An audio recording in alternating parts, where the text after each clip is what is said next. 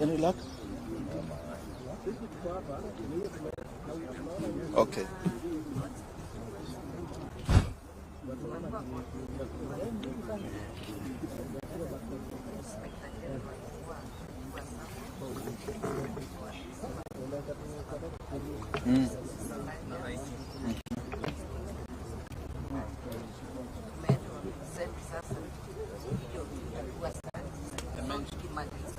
So they've been somewhere there 3 p.m.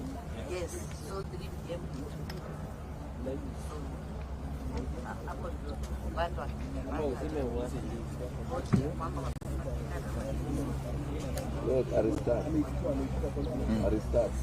Okay. So who do you think I should introduce here? So what we'll do, we'll ask everybody here to introduce themselves. Okay, are we ready? Yes. Asanteni sana. We want to thank you all for coming, especially the fourth estate. This is a very serious moment in our country's history. We are going through probably the worst times of constitutional delinquency we have ever witnessed from a head of state. We have a head of state who has decided that the constitution is irrelevant. We have police officers and so-called armed forces that have decided that our democracy and the tenets for which our forefathers fought for this country have been suspended. There is only God that we recognize that is above us. Everybody else is below the sovereign Kenyan. That is the wish of God. That is the constitution of this land. We have a statement here in relation to the killings and abductions that have been going on in this country ever since the peaceful demonstrations that started in June. Many of us on this table are victims of this.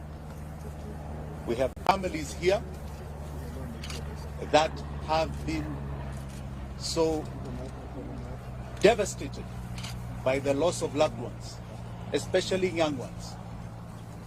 But before I read this statement, I would appreciate your patience in recognition of some of the people who are seated here with me.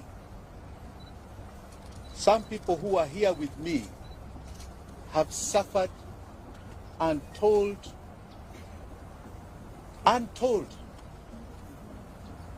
inhuman treatment, all in the name of exercising our democracy as enshrined in our constitution. So before I say much, I think Felix, you can ask people to stand up, or we just start from the end there, right? Introduce yourselves, please stand up, introduce yourself. Hello everyone, my name is Adrian Koch. We are leading university student activism to reinvent and bring back the student activism that we've been having for a long period of time that we have lost. Right now the major discourse has been on the new funding model and the role that has been in the education sector. And we want students to be active and aware of whatever is going on.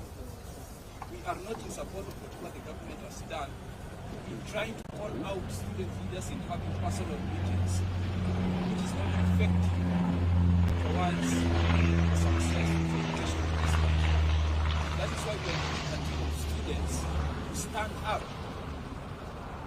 for the students and majorly for all our individuals who are being threatened, including students themselves, by the anarchism that is being displayed by this government. Thank you. Thank you.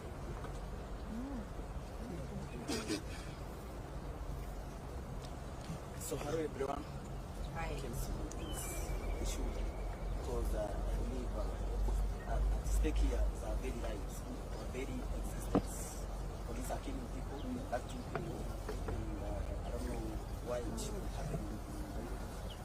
In the media, the social media, about the bodies that were retrieved from Kware, the families of the victims, they are being threatened. The youths who helped to retrieve the bodies, they are being threatened by the DCI. I think this is uncalled for, and this is what we should stop. I don't know why people should lose their lives for someone to cling to power, for someone to refuse to get out of power. I think people have spoken, the people of Kenya, we saw the protests. President Ruto in power because this man came into power through lies, lying to the people of Kenya, and this is what we are dealing with. We are dealing with an evil system that people who will stop at nothing to continue killing into power. This is the problem that we must deal with squarely and know how to get out of this mess. Thank you so much for now. Kimani is a one-man army. Yes. Kamau, sorry. Endelea, Kamau. Thank you.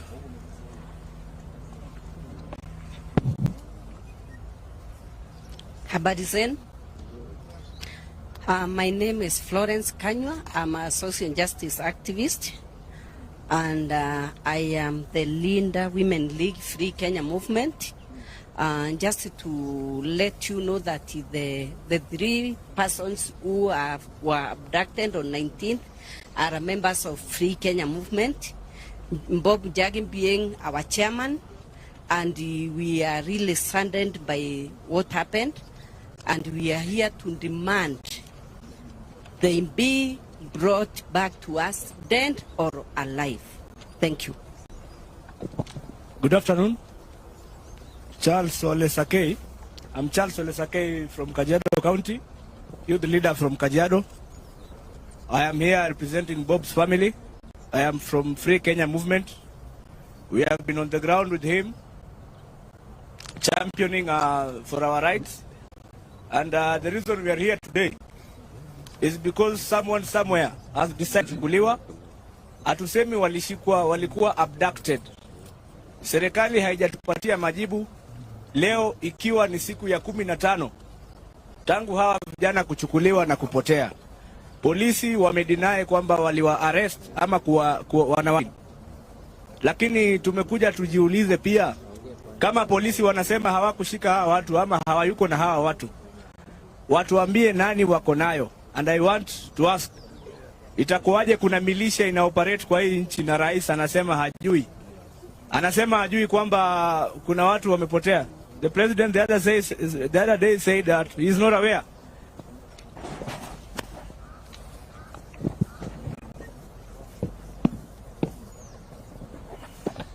We'll come back to the introductions. Ladies and gentlemen, as I said, we are at a very sad stage in the country's history. I'm going to read this statement and know that it has been compiled by all of us because we want to send a message directly to William Samoei Ruto. Directly to him. Crooked Ruto is responsible for the illegal abductions and killings.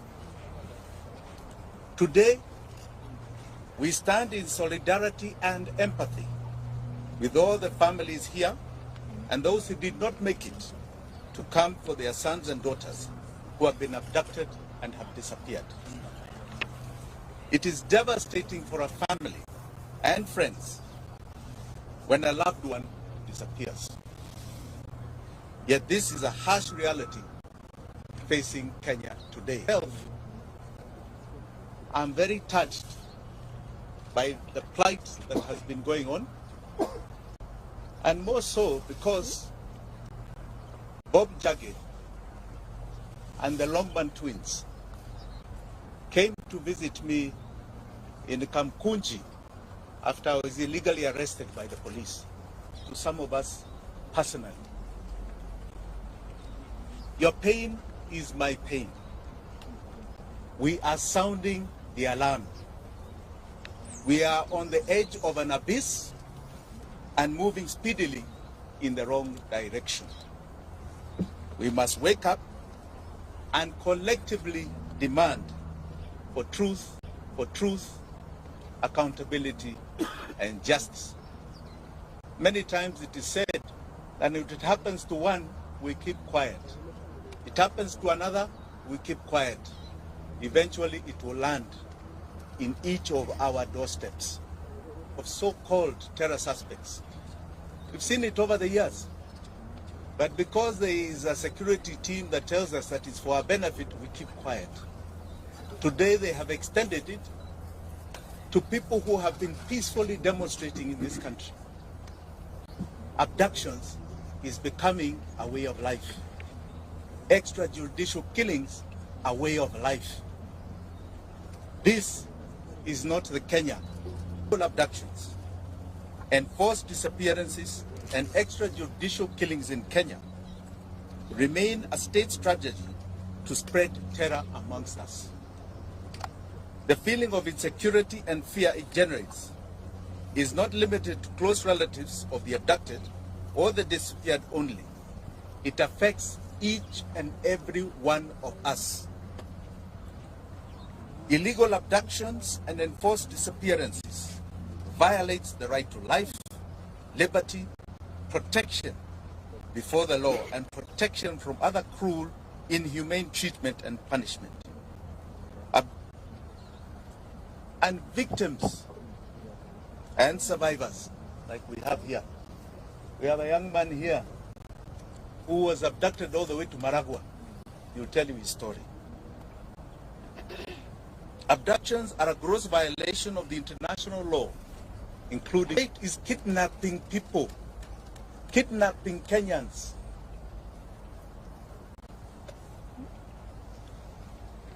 They are a crime against humanity. Family and friends of people who have been abducted and disappeared experience slow mental anguish, not knowing whether their son or daughter, mother or father are still alive, not knowing whether he or she is being held or how they are being treated. Searching for the truth put whole families in great danger. There are some families we wanted to visit. I myself directly, with my deputy Willis Otieno, and I can tell you those families are afraid. They want to meet us in private because they are afraid that the attention we may cause will victimize them.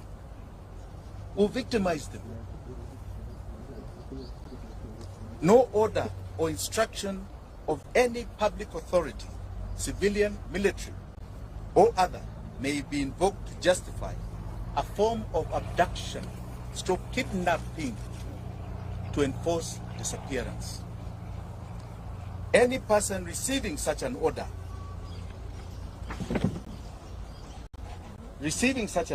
or instruction shall have the right and duty to not obey it. Article 26 of the Constitution of Kenya guarantees every Kenyan the right to life, specifically stating a person shall not be deprived of life intentionally. Article 28 and 29 of the Constitution provides the human dignity, freedom, and security of the persons, which includes and not be subjected to torture or treated or punished in a cruel and inhumane manner. The Inspector General of the National Police Service, under Article 245 of the Constitution, must exercise independent command of the police. We have seen what is going on. You have an IG who stands up and says you can demonstrate. It's in the Constitution. 2 days later, he's chasing everybody from the streets and his officers are shooting. Who is giving him those orders? The IG is constitutionally required to ensure the police operate with the highest standards of professionalism and comply with constitutional standards of human rights and fundamental freedoms while performing their work. In exercise of the command of the police, the IG has the constitutional responsibility to ensure that the officers commit to protect the right of life of all Kenyans by adhering to the Constitution. President William Ruto took oath and swore that he would truly and diligently serve the people of the Republic and the Republic of Kenya. He would diligently discharge his duties and perform functions in the office of the President while doing justice to all in accordance with the Constitution and the laws of Kenya without fear, favor, affection, or ill will.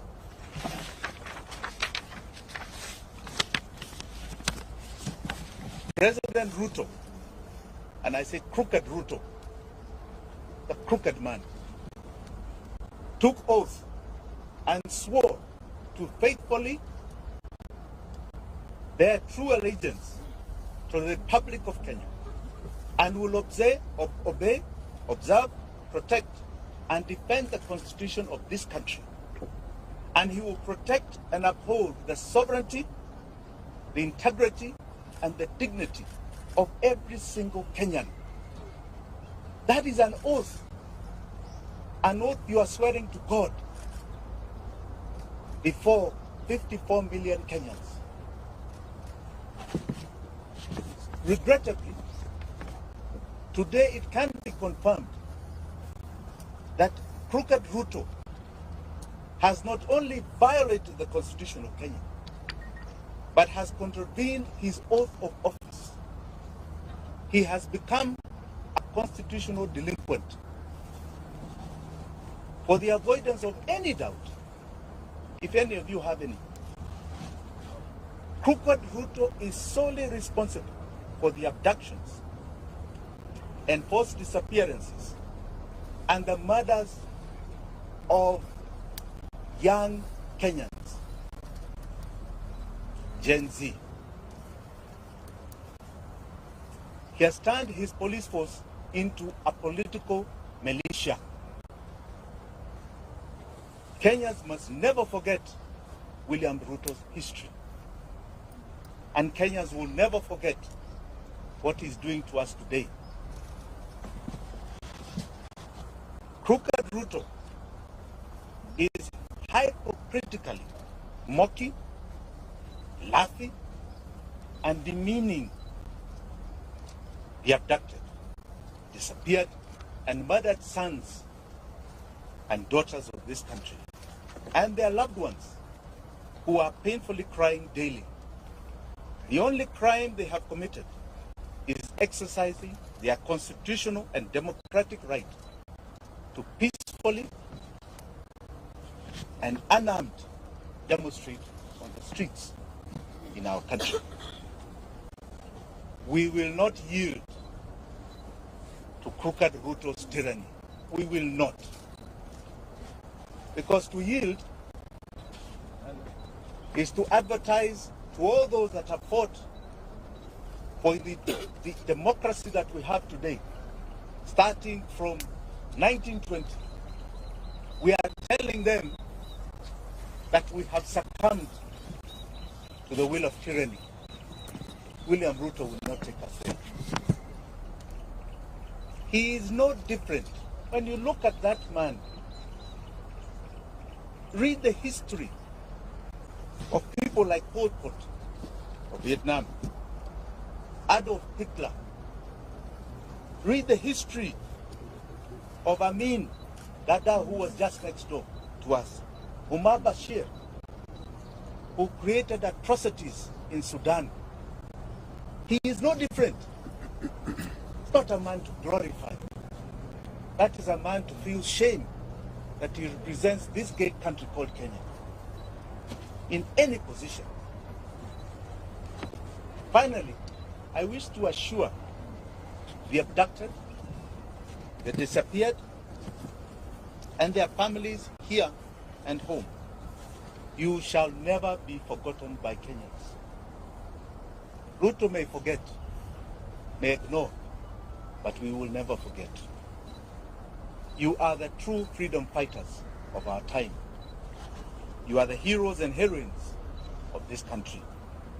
Forgetting you is rejecting our own identity. Forgetting you is to renounce the meaning of our life. Forgetting you means that we do not even love our own families. We will keep the memory of our abducted, our disappeared, our murdered. Forgetting them is allowing crooked Ruto to achieve his goal of erasing our loved ones from this earth. We are going to continue demanding justice. We shall relive their memory as we do.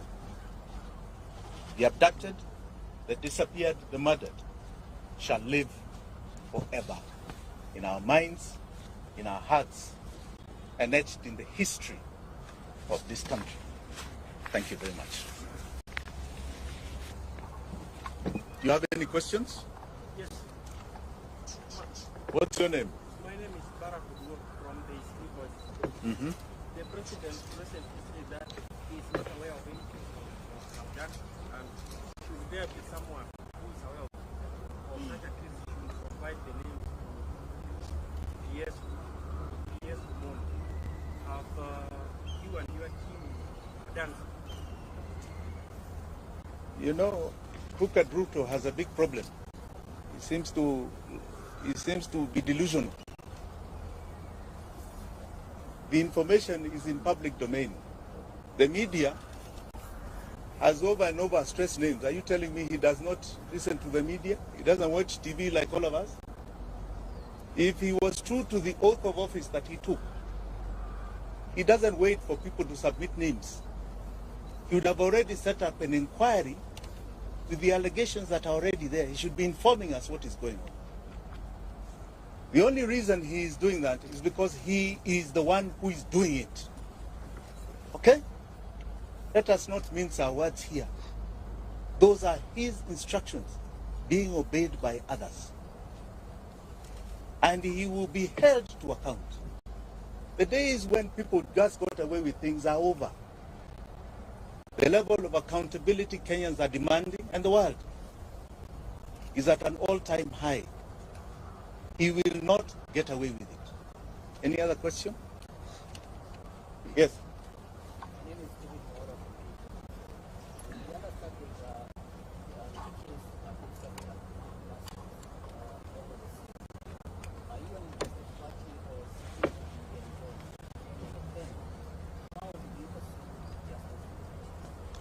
You know, justice to the victims is historical to us. When we had ICC, that was an attempt to deal with justice for the victims. We had 1,400 people who died, 2007, 2008. Today, we are talking, we don't even know the exact number. We have bodies in the mortuary, unclaimed, unidentified. We have bodies being found in rivers and swamps and dump sites. We don't know how many. We can only estimate there may be a few hundred. I think we must start looking for justice elsewhere. We are going to make sure they are accountable in this country.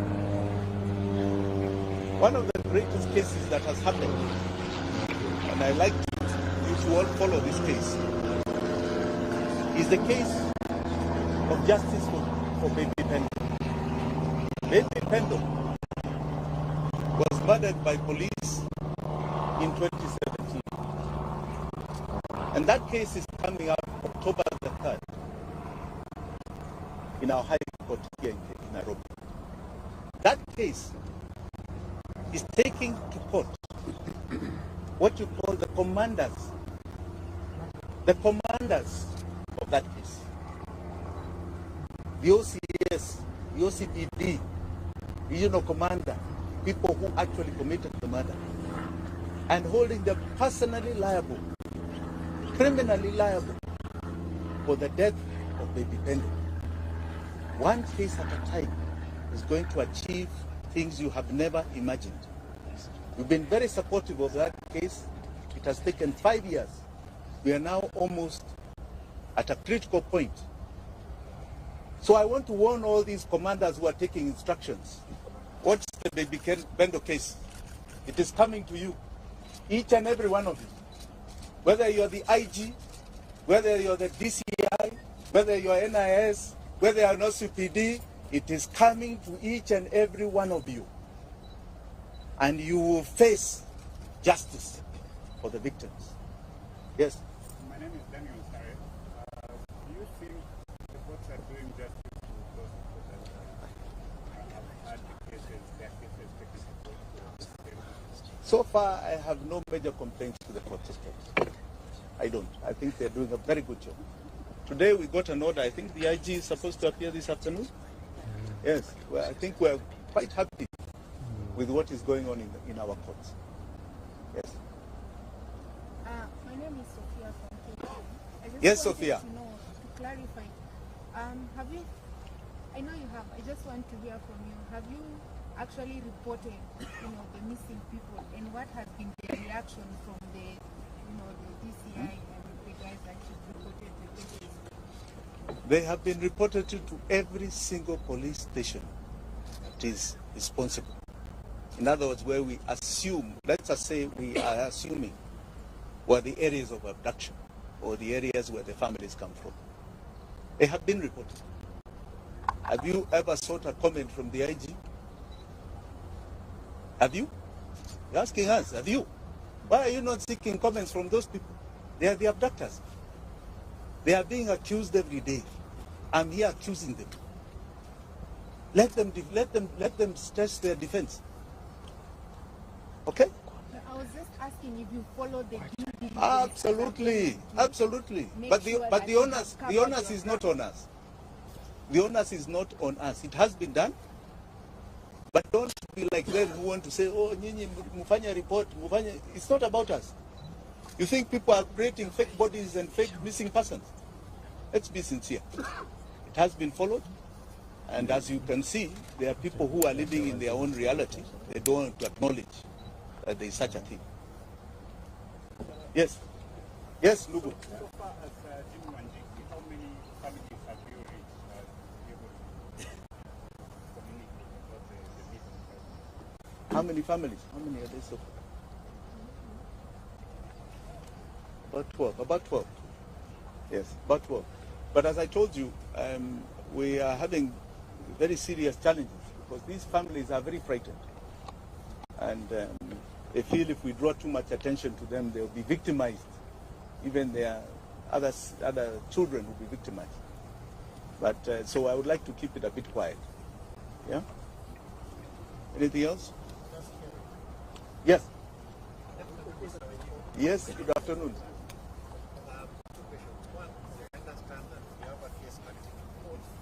The last time when you had a person, you told the public that your team is doing an assessment and very soon you will let the person know how much of damage it was for the police officer who raided your home. Two, you mentioned that everything is in cloud, and that's why you're confident enough that there were some items that were planted in the field. This part of the evidence you will present before the courts to be present or satisfy the judges with the evidence? Thank you. Thank you for that question. You know, I didn't call this for myself. I was here to talk about others. Kesi yangu itakuja. And I want to assure you, as I assured you then, it will be a shocker case. Okay? A shocker case. But I'm not here today to talk about that. I'll come to me. Today, I'm here. All right? There are people who are not here, who have not only died, others have been abducted. We don't know whether they are dead or alive. I think that's really the concern. Mimi niko hapa, niko hai, niko sawa. My family wako hai. Sindio? So we'll come to that. Yeah. Sorry, last question. Yes. We know some of the people that were abducted, they are only wanategemewa kama watu kwa familia zao. I mean, you as My friend, why are you asking me of private arrangements? Hiyo hapana kitu ya public. Kuna watu wengine ambao wanasema kitu. Any other question? Yes, ndugu yangu. From? Sorry.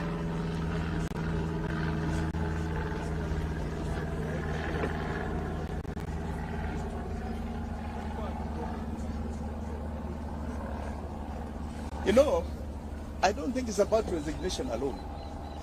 These are people who should be criminals before a court. They have completely decided the law is irrelevant. And whether they resign today and you put others tomorrow, it makes no difference. The key thing is that they need to be seen in a court of law answering for the injustice that they are committing.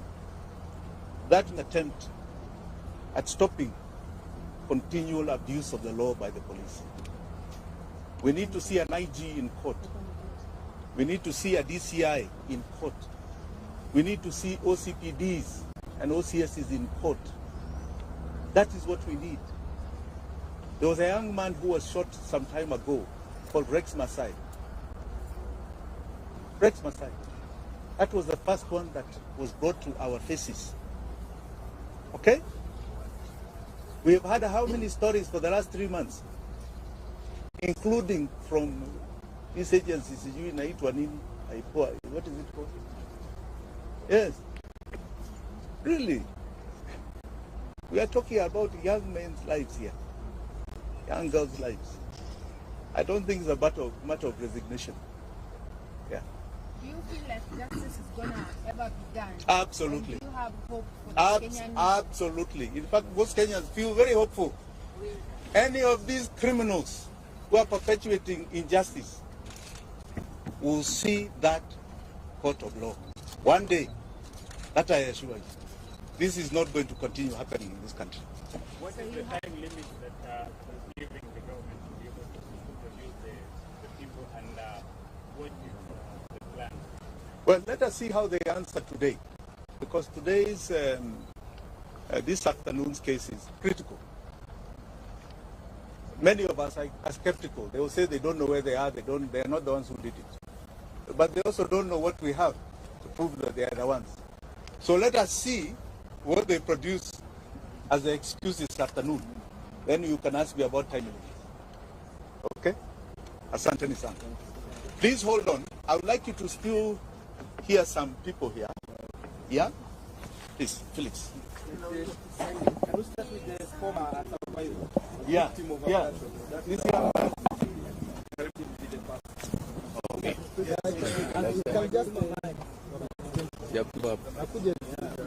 Exchange the Down with extrajudicial killings, down. That's down. Down. Viva.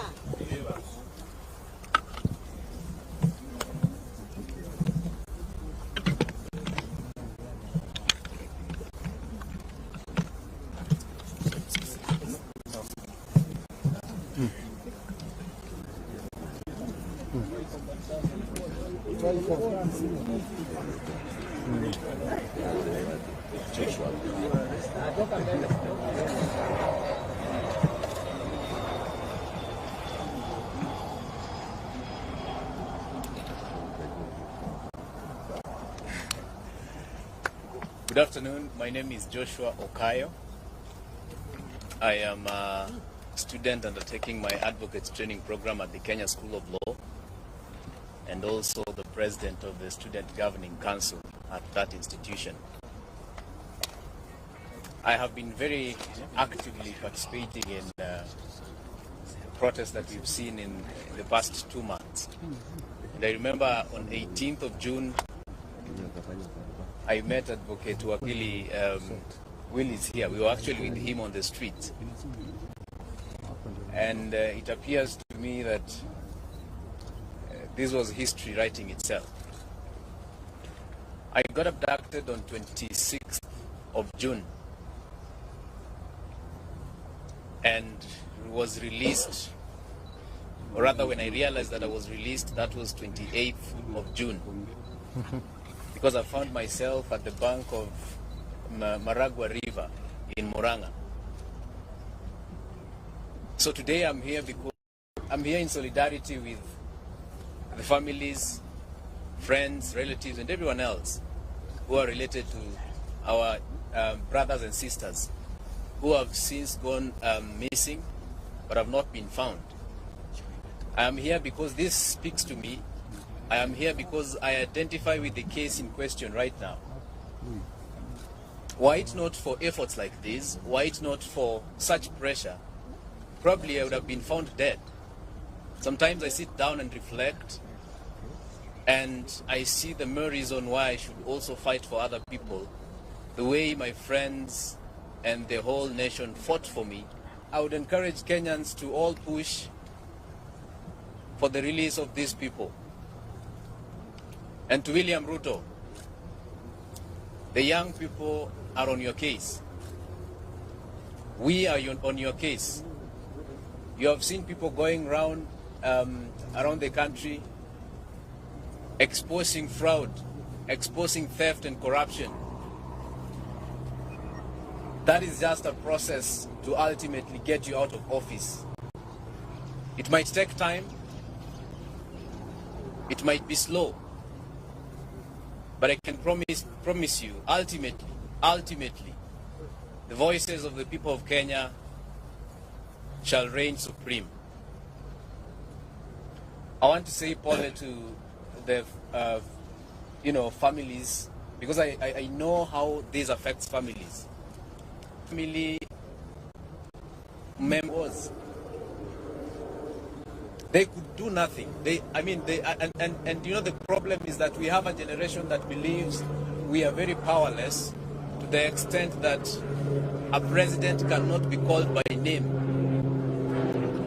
We have to change our view, and we have to avoid this self-aggrandizement that has been, the impression of self-importance that has been sold to us, and we have to call.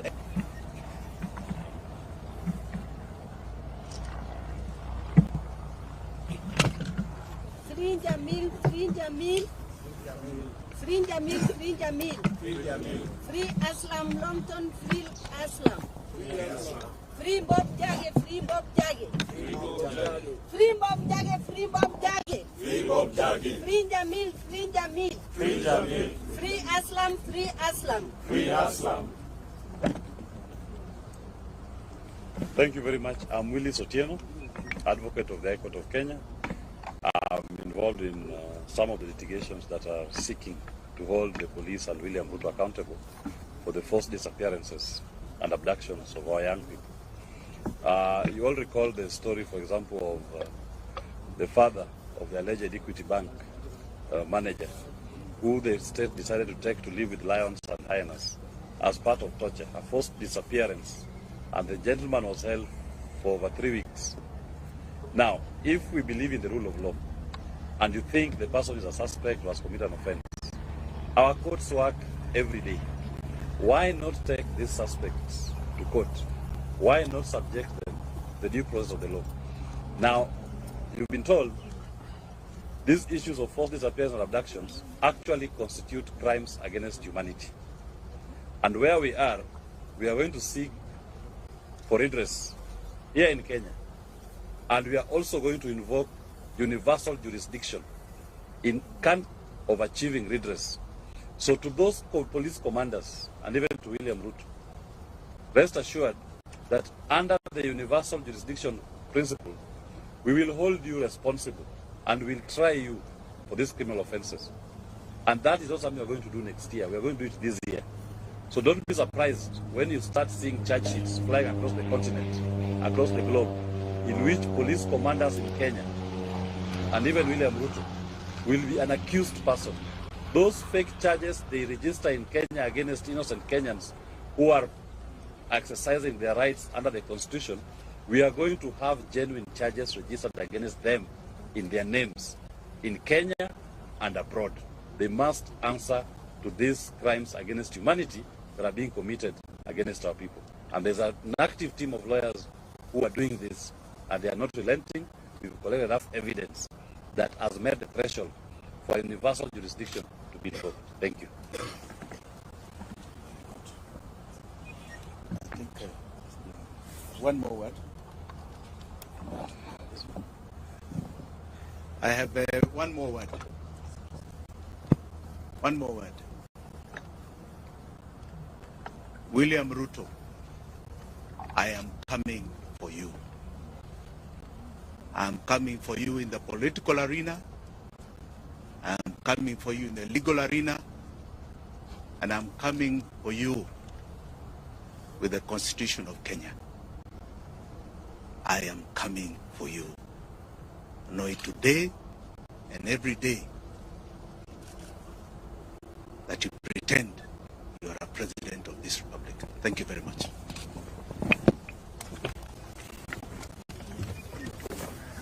Wasiende kwa hiyo. Ngojeni.